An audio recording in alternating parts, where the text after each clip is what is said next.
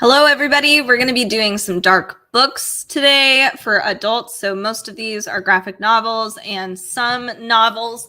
I think I might have one or two. Okay, I have a few nonfiction reads as well. We're going to go live on Amazon. It is still Amazon Prime Day today. So some items might be on sale for Prime. So in my carousel in the very beginning, as per usual, I have a lot of tech stuff. So I have my Elgato face cam and I also have my Blue Yeti mic. In addition to that, I have my 10-inch ring light. So if you do have any questions about any of these deals or any of these accessories, why you might want one, you can go ahead and give me a comment. You can let me know. And if you guys want me to go over it in more detail, I'm more than happy to do that. But we are going to focus more on actually like the books today. So we're going to start off strong.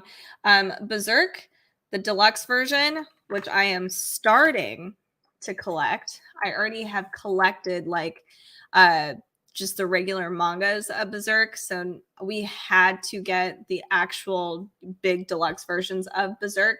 So because that's like our favorite story ever. These are all, I think every single volume is on sale. Usually it's like $50. Right now it's 28% off, so $35.87. And then the other one I think is 20% off, so $40.20. I think all of them have different variations on what's for sale and whatnot. So this is volume 1 of Berserk. If you've never read a manga before, if you like dark reads just generally, but you want to give manga a shot, especially dark fantasy, Berserk is the way to go. It is a classic. It's the best. Unfortunately, Kentaro Miura passed away before he himself could finish the story, but this book or this story has been developing and for years, like 20, 30 plus years actually. So I do have to filter some of this stuff out. It is some of the most beautiful artwork I've ever seen. All of this is pen, like paper, traditional. This is his first volume, and it's Sword and Sorcery, following our main protagonist, whose name is Guts. And kind of, it's kind of a philosophical. I did have coffee before I started. It's a bit philosophical because Guts is dealing with trauma, and the way he's processed it and coped with it is through rage. And so this is his journey of kind of growing with this pain that does actually follow him in a literal sense. I mean, he is branded, so he is basically followed by demons everywhere he goes, and he has to kill them all. So it does go through his just how he grows over time and becomes a man, and how he deals with those deep feelings of hatred and rage, things that are like he definitely deserves to feel those things, but there's a point where you need to start healing. Some of the creatures in here are wild. It is clearly violent, as you can see. Sorry, this is Dark Side of the Library, I apologize. But the art style, the penmanship is fantastic. The details are crazy amazing. The deluxe volume is phenomenal because it's substantially larger. You can see everything, just the details even further, and it's in this beautiful tome. All of the Berserks look the same. Just imagine lining 20 of these up on your bookshelf. It's like very cool. You've got the brand on the front of each book. It's kind of a great keepsake. So I've been transitioning out of my mangas and replacing them with these, but they are usually kind of expensive. But today, this one is $35.87. The second volume is $40.20. Great gift for people as well. So highly recommend the Berserk Deluxe version, especially if you are into manga, dark fantasy, that sort of thing. So let's move on to our next story or next book. This one's 31% off right now. It is The Field Guide to Witches. This one's super cool. So it's very art forward and story, and kind of it's a lot of concept art, but with myths mixed into it. So we learn about different monsters, goddesses, etc., that are all associated with witches. And then you get to see different variations of them. Different artists have different takes for each of these witches. So we have like fairy tale witches, which one of them is the gingerbread witch, which I love this witch. We have gods and guardians, and then we have hags, crones, and monsters. So I'll share with you guys. I have to show you the gingerbread witch. So we have different ideations of the witch, different concepts, why they would maybe draw something like that. So you do research on the witch, where the little witch lives, and where, like, are these fairy tales from places like Germany? Are they more Aztec fairy tales? Like trying to figure out what the actual environment is, the different cultural aspects as well. And then why the witch has certain items and accessories. And then you get at the very end, okay, so then you meet the witch, sorry. At the very end, you get a really cool illustration to show your awesome gingerbread witch. Don't you love him right here? He's running towards or something, like some battling some cookies or something. This is very Miyazaki-like, in my opinion. Very cool. We also have our goddesses, or big, not big, but like are different kinds of witches that are more in actual fairy tales. So let's do Morgan Le Fay. I'll share with you guys what that looks like. So we have Morgan Le Fay chapter, different art styles here, how they research those things. Here's what Morgan, different things about Morgan, what items she has through mythology, different ideations again. And then we go further into an actual beautiful colored illustration of Morgan Le Fay. And then lastly, we have our hags and other things. And I have one in here I would like to share. Hopefully I can find it. There's some creepy ones in here. I guess I won't go and dig for it. I'll just find the one that's here. The Cuca. This is from Iberian and Brazilian folklore. So this is one I've never, ever heard of before. So research and rumors. Here's important notes, different affiliations, symbols, etc. with the Cuca. Here are some other, I mean, whoa, it's like a lizard lady. Oh my goodness, that's creepy. Okay, so then we get to our final illustration. Look at that. She looks so spooky. I love the moths here. So this is a pretty cool, if you like witches from folk tales and mythology, and if you like learning about the art and how to, I guess, how you would explore certain myths and draw them. This is a very cool book, and it's on sale for 31% off. It's $34.49. It's pretty cool. I really dig it. All right, so next one on the list today. This one is technically a Prime deal. This one's 21% off. It's a very cool book.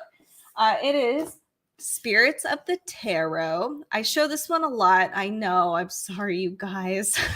I am obsessed with this book. It's so cute. So we do a lot of tarot card stuff here on Dark Side of the Library. Lots of witchy stuff. Can you tell? If you like that stuff, make sure to give us a follow.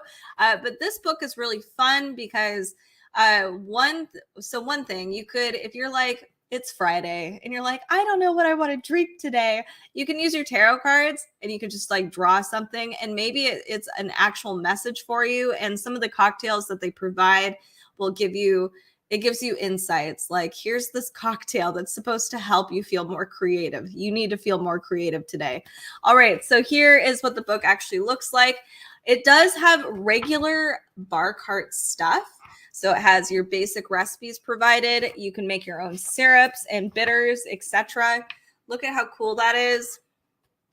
I'm also obsessed with the glasses. Yes, Sean, I am. And today would be the day to go look for some of these weird, funky glasses and glass accessories because they're very cool. So here's the syrups and stuff like I was talking about. Cute. And see, okay, so this is what I'm talking about. This glass right here, this green one, I want that. So if you can point this out to me, I might actually grab it today. It is Prime Day, so whatever. Anyway, so of course, the glasses are a perk about this book. So this book does talk about the minor arcana and major arcana. So here's what a breakdown of this book a little bit further. I feel like I'm trying to share the book itself. Okay, so the very top, it describes the drink. So like this is called the Nightlife, the Knight of Wands. The cocktail is a crushable blend of bright and bitter ingredients, while the Campari brings a hint of bitterness. Didn't you just say it was bitter? And it's balanced by sweet brightness of the gin and lemon. Here are our ingredients and our serving size. I've never seen anything that serves more than just one, by the way, but I also haven't looked at every single recipe. Here's the directions for the recipe. And then if you wanted to do your tarot reading on top of that, you can actually see what the card represents down here. And then you also get a basic reverse and upright meaning right here. Not every recipe has a photo, by the way, but it is very cool. So the ones that do have actual photos. And yes, again, I do like the glassware. So here, this is the traditional cups cocktail. And yes, some of these are offshoots of some traditional, like a different kind of version of an old fashioned, a margarita, a gin and tonic. But some of these are very, very original as well. Some things I've never seen before, which is very cool. So let's look through some more of these. This is a champagne rainbow. How cute. You see a little rainbow here. I know, I'm thirsty too. I love the, I think it's cups. I think a lot of cup photos and cocktails actually do have this beautiful blue curacao. But usually I don't like drinks with blue curacao, but maybe I will because it's so pretty. This one's really cool. This is the Ace of the Earth. I'll go and move to some of the major arcana in a second. So we have Fruit of the Vine. Beautiful, just stunning photos. The Shimmering Breadwinner. This is for the Queen of Pentacles. I also need to get, I think this is one of those rose ice cubes. I think I can see that in here. So the ice trays that make everything look like little roses. I need to get some cool ice trays too. All right, so here's the Page of Swords. I like the sharp star anise in there. Okay, so let's look at some major arcana ones. Here we go. This one is the Chariot. Really pretty. So we do have major arcana in here. Karmic Fruit. And then I'll do two more. Death is the beginning. I mean, it is. And look at how stunning it is. What a good beginning that would be to your day or your weekend. And then lastly, let's find it. The Temptation. This is for the Devil card. Look at how that looks. What is making it's activated charcoal. That's what's making it so deep and dark and cool. I love it. So this is Spirits of the Tarot. This is on Amazon Prime right now. It's on sale for $14.95. It's a really cool book. Oh no, it's dented. Oh no, I'm really upset. It's a cool book. It has a lot of beautiful photos, and I've dented mine. It's a great way to start your weekend. Okay, we're moving on so I don't continue to be sad anymore. So I have this Pan's Labyrinth book that is 15% off today. It is $16.99. Technically, this is for kids, mid-level and older. But Carrie was very generous and gifted this to me. I had no idea this existed. And I think it's just stunning. I think it's a good keepsake if you do know anybody, even adults who do love Pan's Labyrinth. So it's a little tamer version of actual Pan's Labyrinth by Cornelia Funk. Amazing. They have stunning illustrations in here. So first of all, you can see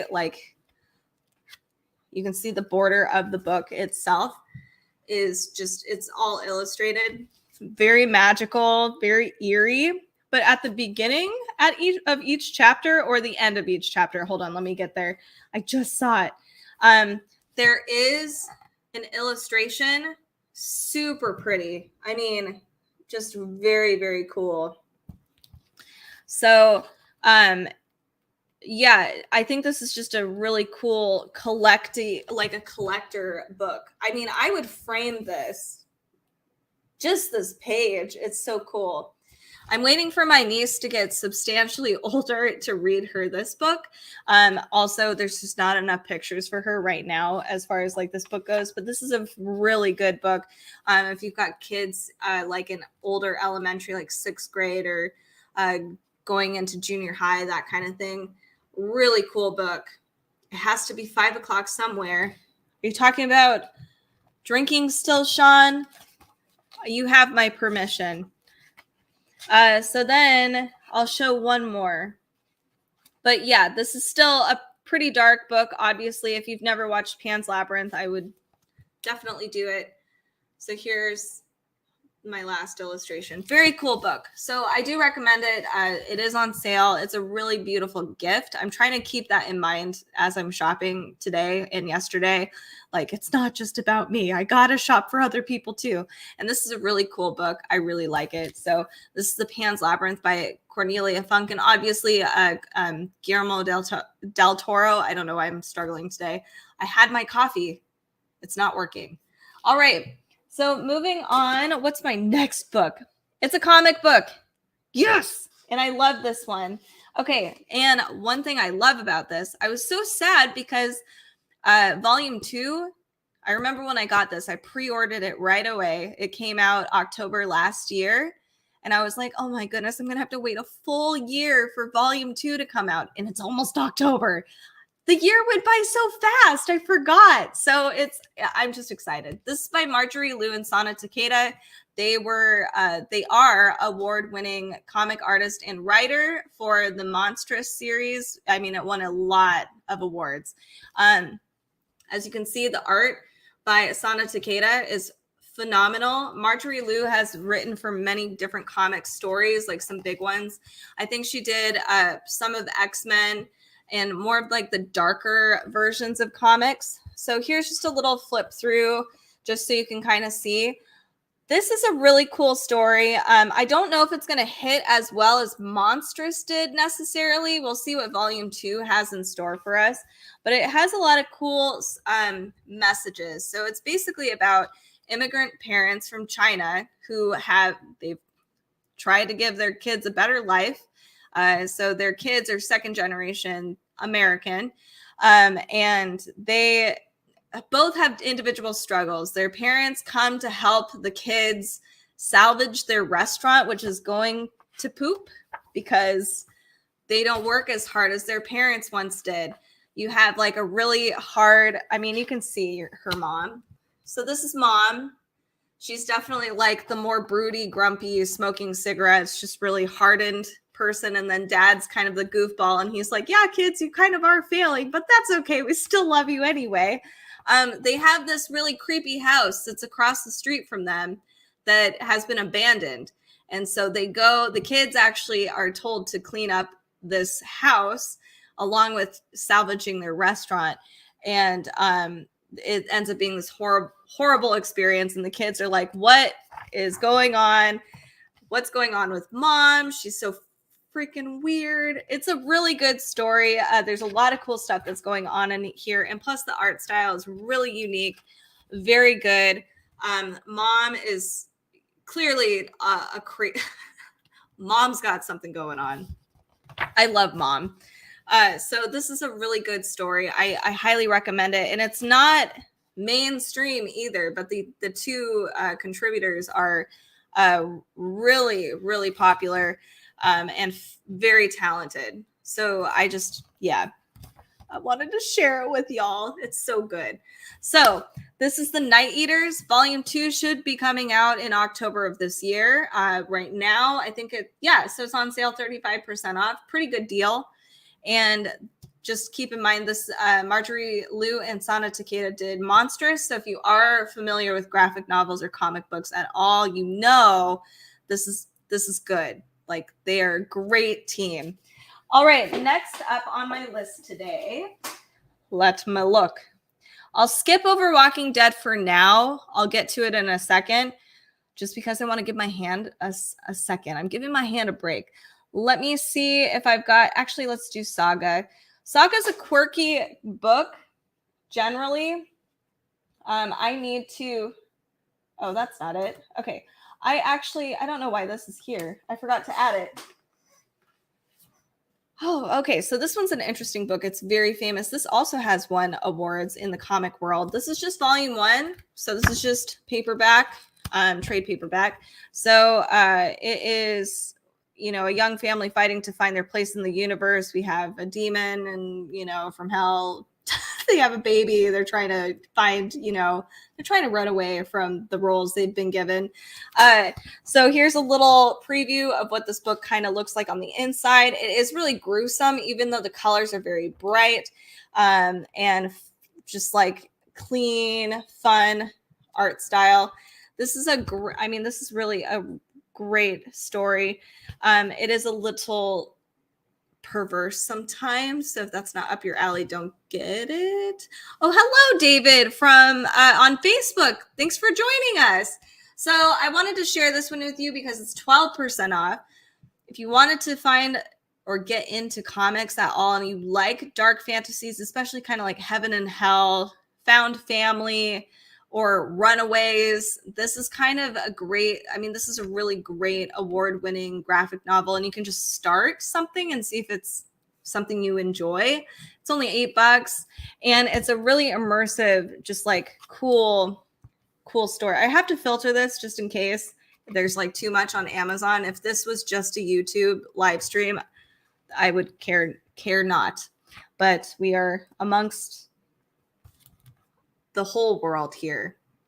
So it's a very unique, different story. Hold on a second. With lots of wild characters. Hold on. Oh. This is okay. It's not terrible. And I'll do 2 more. There you go. And 1 more. It's a cool story. Anyway, this is Saga. Highly recommend it. All right, now I will talk about The Walking Dead, just because I got to.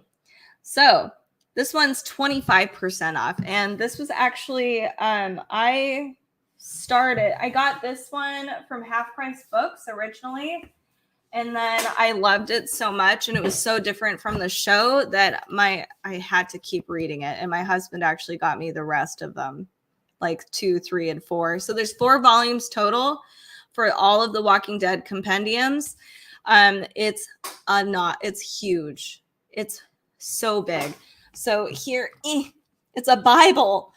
So here's kind of what it looks like on the inside. It's all black and white. I think even the introduction, so for each, if it was a trade paperback, you would not have like a colored illustration in between. This is okay. So if you like the Walking Dead show, this is very different than the show. And it's actually, I don't know, I really enjoyed this in comparison to the show because they are vastly different stories with different characters. Rick is even, I would say, a kind of a different person. And oh my goodness, not just Rick. Why can't I? Carl's a very different character as well. How everybody evolves. Michonne is very different. Who survives and who doesn't survive, when people die and when people don't die. Very different. So that's one thing I really enjoyed. They're 2 separate mediums and 2 separate stories, and you can enjoy both of them separately. And the story itself, I think it ends really well. I know a lot of people weren't happy with The Walking Dead as it approached the end. Like the show, it started to kind of fall off. But the comic ends so well. It just wraps everything up beautifully. So if you want something that's a little, I don't know, smooth and just like a more well-rounded story, I think the comic actually does a brilliant job. So I wanted to share this one with you. It's way different though, Sean, not just like a little different. It's very, very different. And it's worth it because like some people are like, well, the show is better. The movies or whatever is better, but they're both pretty good in their own right. It's like an alternate universe kind of situation, but still zombies. Anyway, I do recommend it. Very cool. The art's great as well.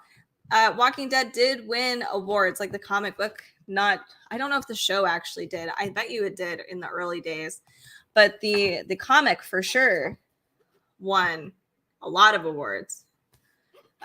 So definitely give that a shot if you are interested. And again, I got these as Christmas gifts because I was I was zombie obsessed last year. So this was a great gift for me, and it's on sale. Usually it's like $40 per. So it was nice to see it. It's really cool that these are on sale right now.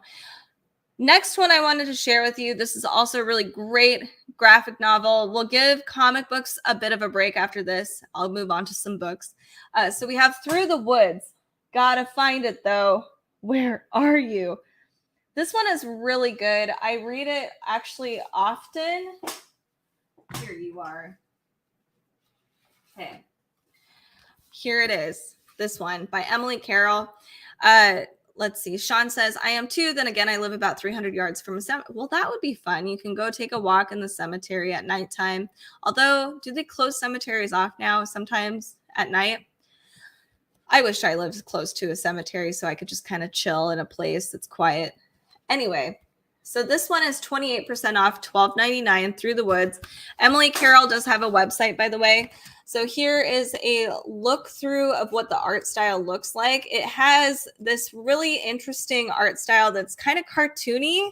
So I would never have anticipated this being like spooky because I'm like, oh, it looks so precious. I mean, here. I like how I'm actually just trying to find something that's cute. I mean, it just kind of looks cute. It's watercolor, even the colors itself. There's like, a ton of color in this. So it's really fun, but it is spooky. So there's like 5 stories in here. It's an anthology. Pretty sure it's just 5. 6. I lied. It's 6. It's been a while. Each story is very, very different, but it's written like a contemporary fairy tale. It even like flows when you read it. If you read it out loud, it's got just like this rhythm to each story. So the first story, let's see, we've got, oh my goodness. I don't need to go through every story, but I'll just show you guys some of the illustrations up close a little bit. You can see even like the writing, the font looks a little sinister. So not every story is going to be like this jump scare, creepy story. Some of them are just like they end in a really ominous or like unsettling way. But then there are more jump scary, really horrifying stories.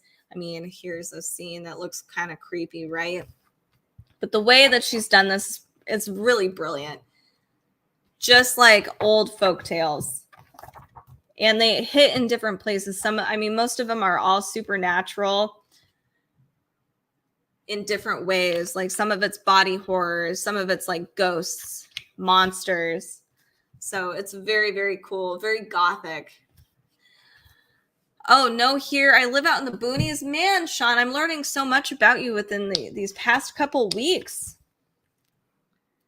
And then Alan, too, he told me, about his like really crazy old tarot deck. You guys, it's crazy how much it's just cool. Like there's so much cool stuff everybody's got going on. Anyway, this is Through the Woods. I do recommend it. It's a cool anthology. I like reading it any time of year. It doesn't have to be Halloween. It's got a very, I don't know, like actually it's perfect for spring and summertime. It's kind of got those vibes. There's like one story that I think is very wintry, but it's a pretty sweet book. I do read through this occasionally, or I'll just grab a story and I'll be like, yeah, I'll just flip through and grab one story and read it because it's pretty short. So check this out. It's by Emily Carroll. All right. I'm giving comics just a bit of a rest because I have so many, but it is mostly graphic novels. I do have, let's look at Crowned. This one's not too dark, but it does have fairy tales. It's just really beautiful. Okay.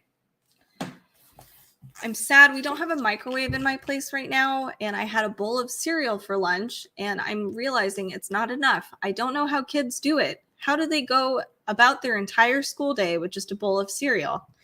Oh, anyway, here's Crowned. It is Magical Folk and Fairy Tales from the Diaspora. So this is beautifully photographed. These are the photographers are the same ones that have done it's Creative Soul. So we actually have some dolls for Cookbook Divas, our other place that have done reimagined or revamped up dolls for a lot of Disney characters. So you'll see this is actually Snow White, same kind of coloring as like the Disney movie. But we have the story side by side, these stunning photographs. And so it's not just classical fairy tales or folk tales that are familiar to us, but we have some African folk tales that they present as well. And not just that, we have original stories that are from the authors themselves creating their own fairy tales, which I think is really neat. So beautiful photos. I think this is a really cool, honestly, this is a great coffee table book, in my opinion. It is 39% off right now. I mean, seriously, look at that. So cool.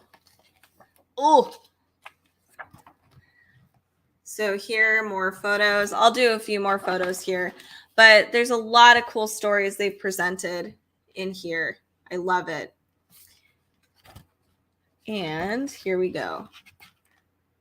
I just can't believe they were able to do this. It's just so cool.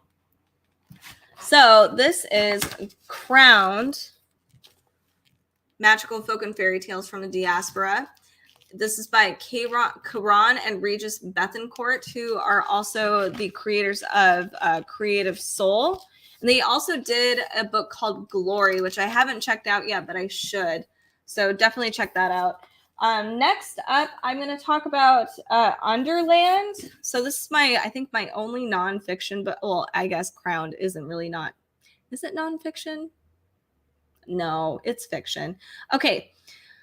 Underland, this 30% off. And yes, I know it's a bit of an older nonfiction read, but I really enjoy it. I've had to take my time with it. I'm actually, I'm kind of mad. I can probably, oh no. Oh, good. I'm smart. I had to. Yes, I'm a terrible person. I did the bad. I actually have to sit down for each chapter and I have to finish it all so that I can like soak it all in. But then I have to take a big break because there's so much information in this book and I have to look things up all the time. There's just because there's so much science. So let me get into it a little bit. Sorry, I'm already rambling. Underland is a beautiful book about it's kind of how we view the underworld or just different aspects of the underworld. So that includes taking history, mythology, geography, and combining it all together. So like one of the examples, they had like a lab that's literally underground that's measuring these weird particles that can go through everything. And then they also talk about the myths of like Persephone and Hades and going actually down under. Why do we think that death or like just death or evil places or, you know, those kinds of things are always underground versus like heaven above and floating away from earth is like the good place in a lot of mythology and how that relates to geography as well. So the Greeks and a lot of the Europeans had underground access to certain places. So as you can see, there's a lot of cool stuff in here, combining science, literature, mythology, all together into this beautiful book. It's really fascinating. And I have to take my time with it, but it's been a really cool adventure so far. So I do recommend it if you really like learning about that kind of thing, like our relationship with burials. This takes anthropology into account as well. So there's a lot of cool stuff in here. I highly recommend it. And it's only 30%, or it is 30% off, only $12, almost 13. It's well worth the read. It's a pretty long one. So this is by Robert McFarlane, Underland. Very cool read. Okay, so next one. This one is interesting. I haven't had a chance to read it yet, but I've heard good things. So Eric LaRocca is kind of an upcoming, he's it's called erotic horror, actually. So things have gotten worse since we last spoke. If you're looking for some really disturbing stuff, like really disturbing stuff, you got to check out Eric LaRocca. And he's been pretty prolific. I think he's written since we've started our podcast. I think he's done many. Oh, I forgot to put my little ticker on. He's done, I think, 5 books in the last 3 years. So we do have a podcast down here, by the way, at Dark Side of the Library, if you are interested in just dark reads generally. So Eric LaRocca's books are all anthologies. I personally love anthologies because I don't have a lot of time to sit with a book sometimes. So it's nice to just read a story and then just be done. So here's just, it's a pretty standard book. You have your different parts. It looks like there's some poetry. What is happening here? So I definitely have to look at that. But here's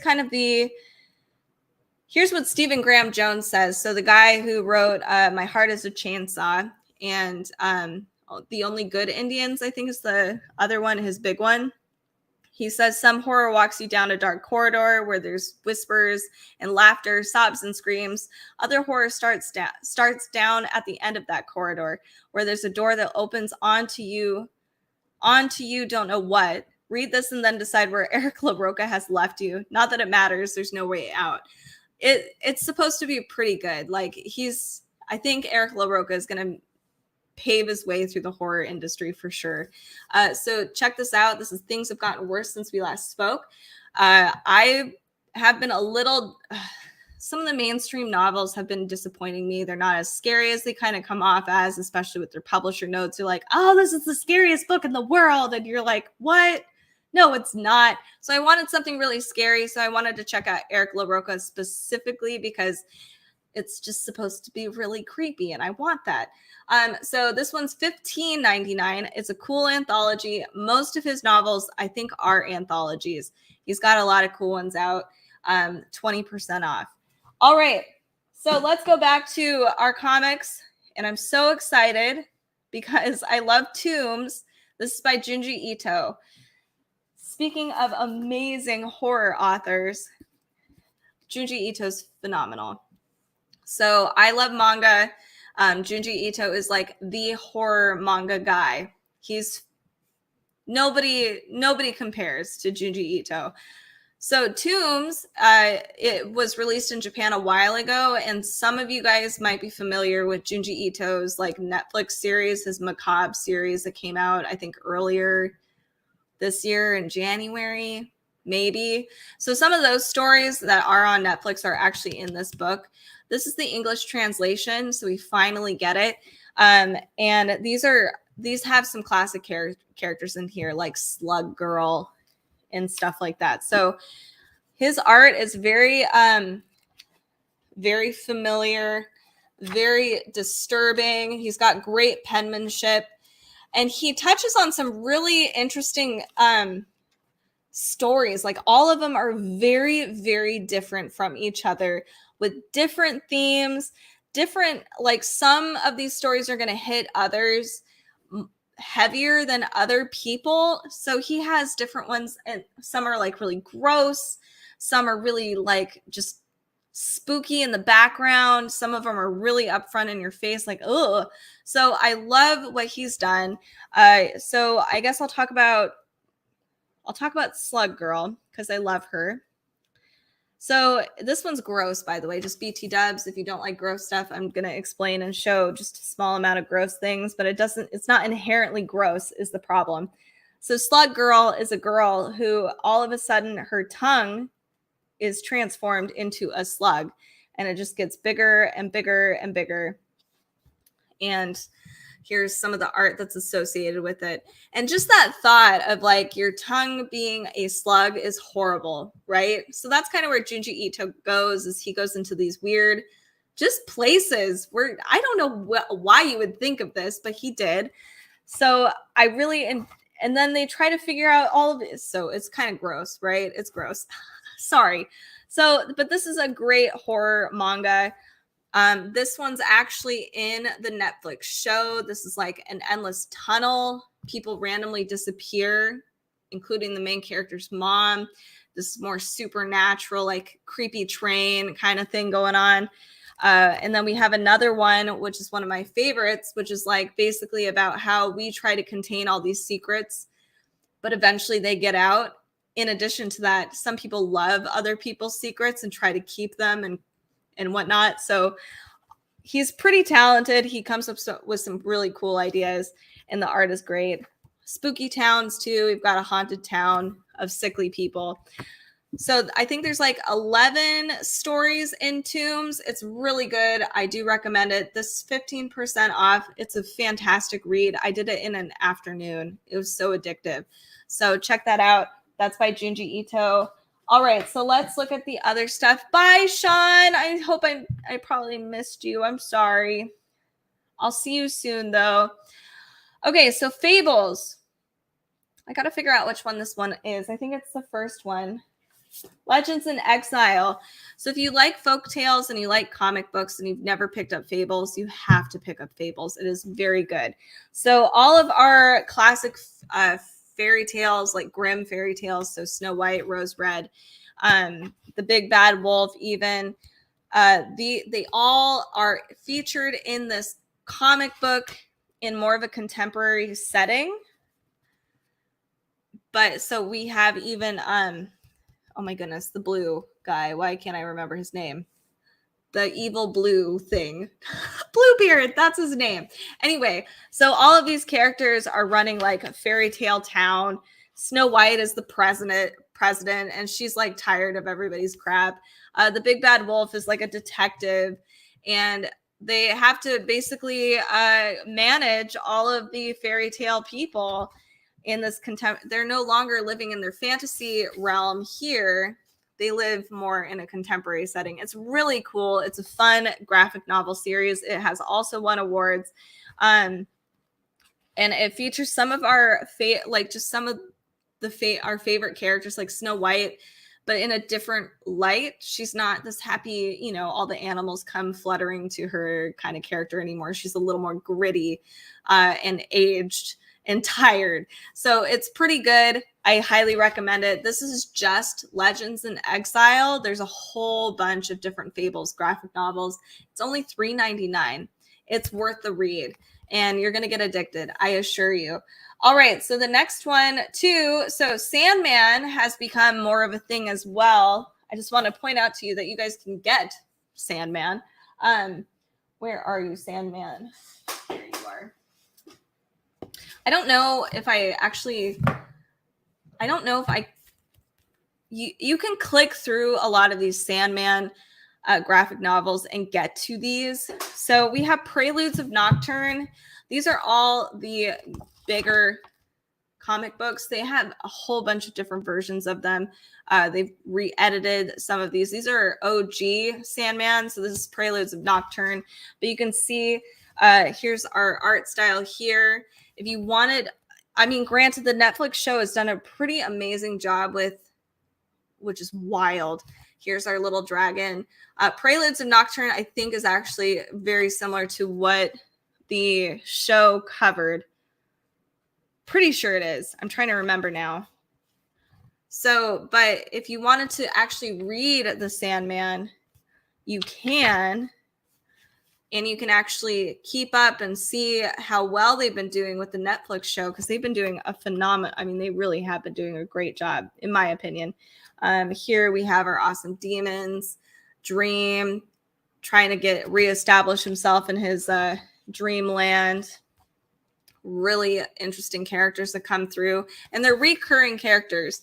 So this is Preludes to Nocturne, but we also have, I put in Seasons of Mist too. I thought I did. So you can actually explore hell in different areas as well. Here's Death and Dream together. You'll be able to get to Desire. Whoops, I lost my bookmark. Beautiful art style.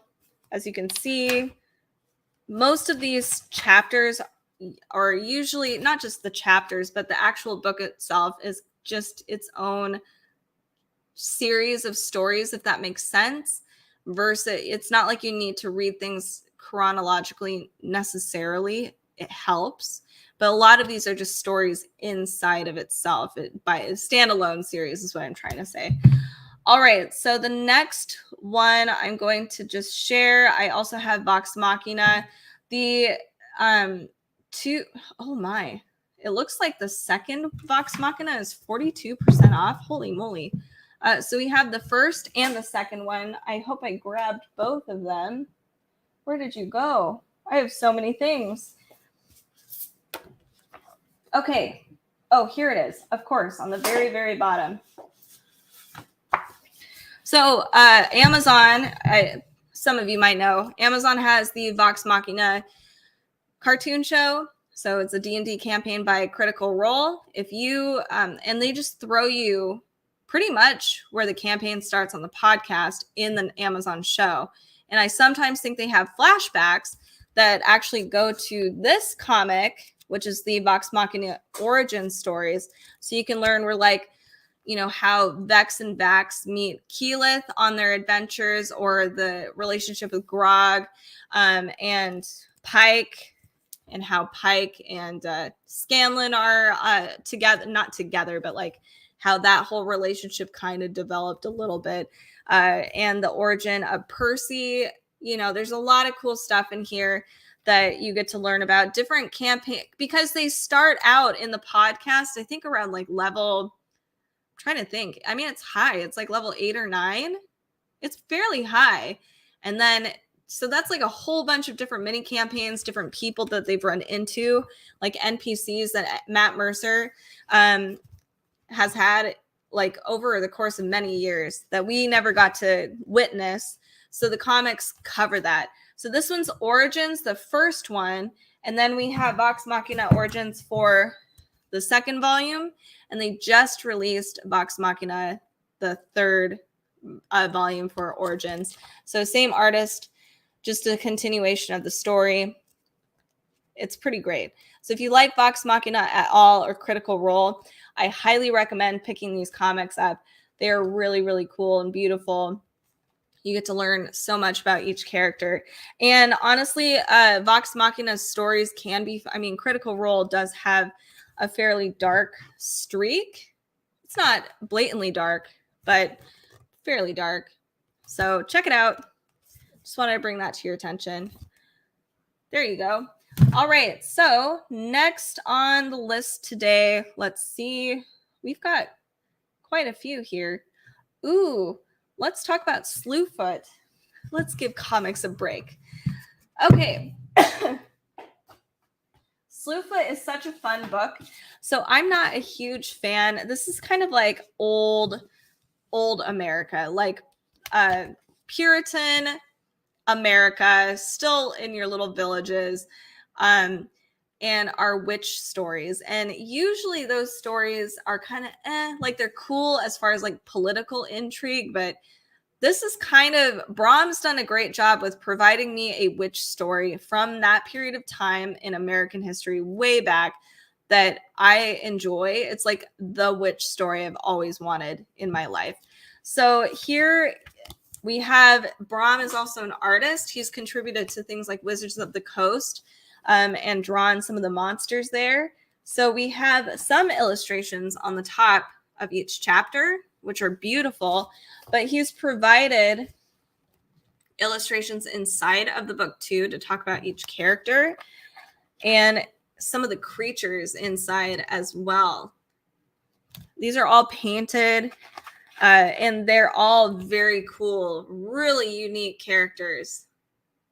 So it's about a girl who's very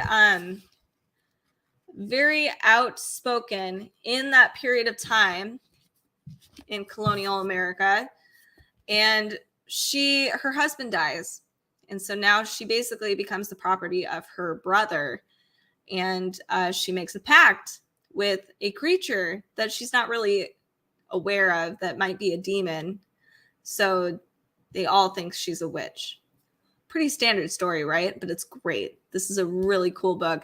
It pulls in some Native American mythology. I'm not sure about the accuracy of it, but some of the gods mentioned in here are from some of the tribes that are in that area, like in Virginia, etc.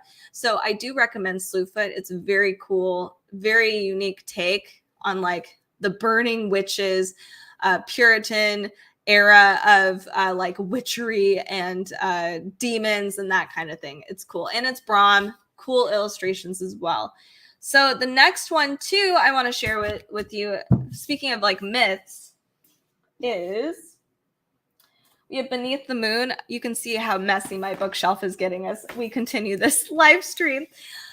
Beneath the Moon by Yoshi Yoshitani is really cool. So there's a tarot card deck that's associated with this. And the tarot card deck briefly goes over each myth that's associated with each story. But this book is a great accompaniment to the tarot card deck.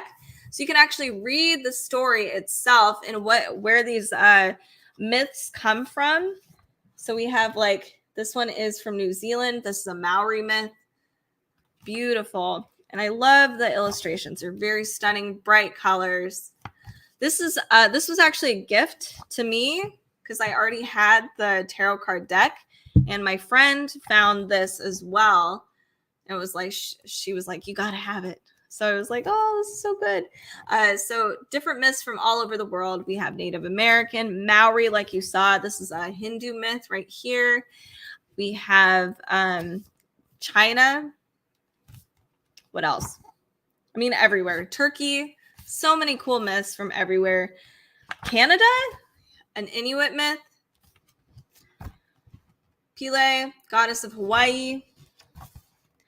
This is India again. Lots of cool stuff. So if you want just like an international, multicultural breakdown, simple breakdown of a lot of myths, or if you want to get the pairing with the tarot cards, definitely check out Beneath the Moon by Yoshi Yoshitani. Talented and amazing artist. I really love her. This is Beneath the Moon. And then I guess the last book I'm going to talk about today, because I'm hungry, is because I want to torture myself. It's the Witch's Feast.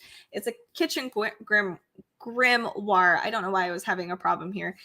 Okay. So this is a really fun book, and I have yet to actually do some cooking out of it, but I think this year is the year, and I'm going to start with Autumn Equinox first.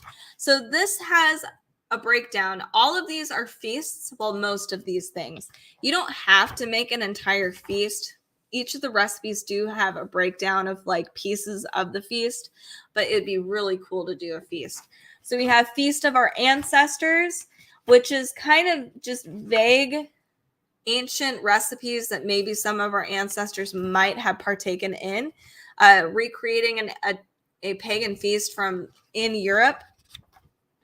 So then we have all of the breakdown. Like I said, everything is very lengthy. So here is our explanation of where the recipe actually comes from, especially with Feast of Our Ancestors.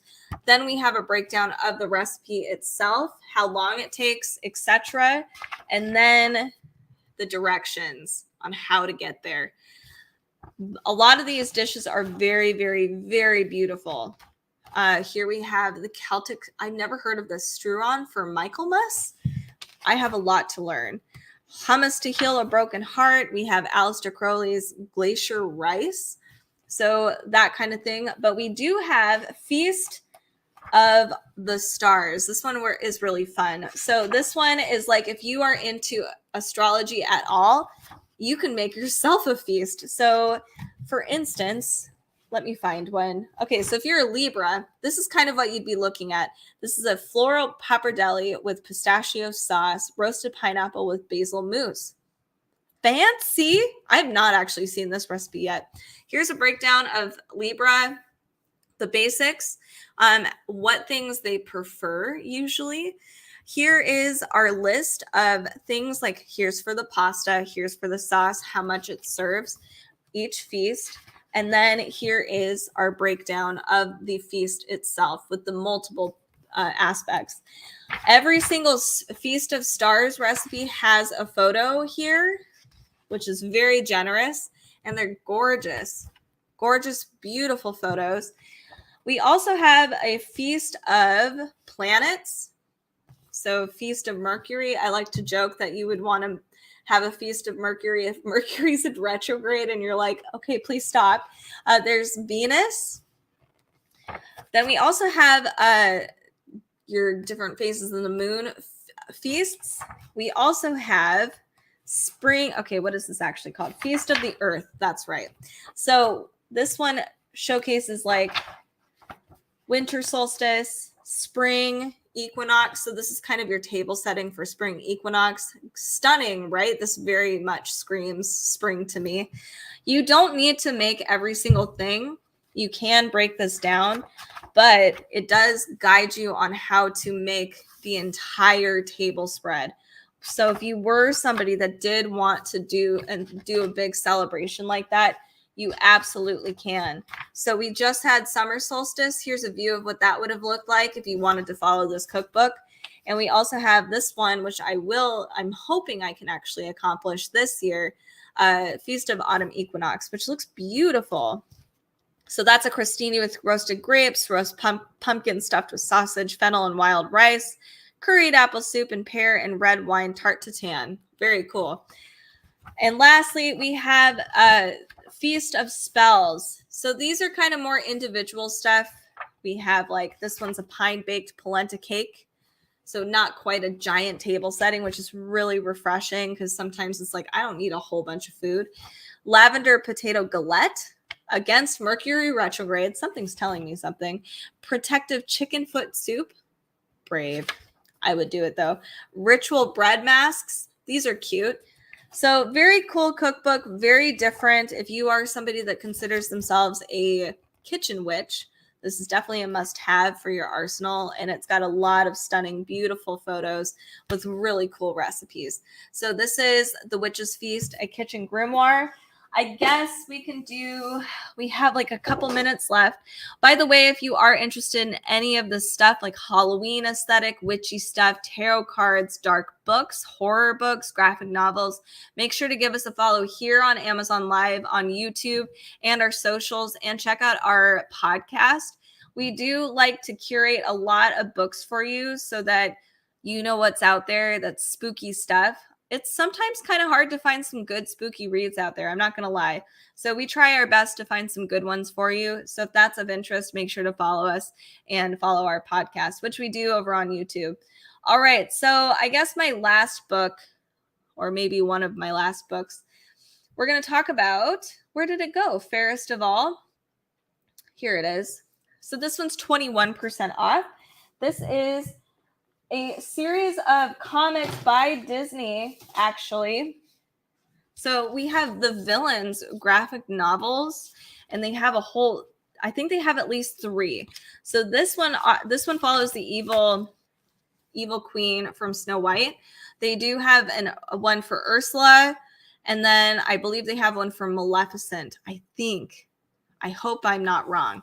So, and I think I paused on my Amazon Live. I hope I didn't. Oh, okay. I did not. So this is a graphic novel.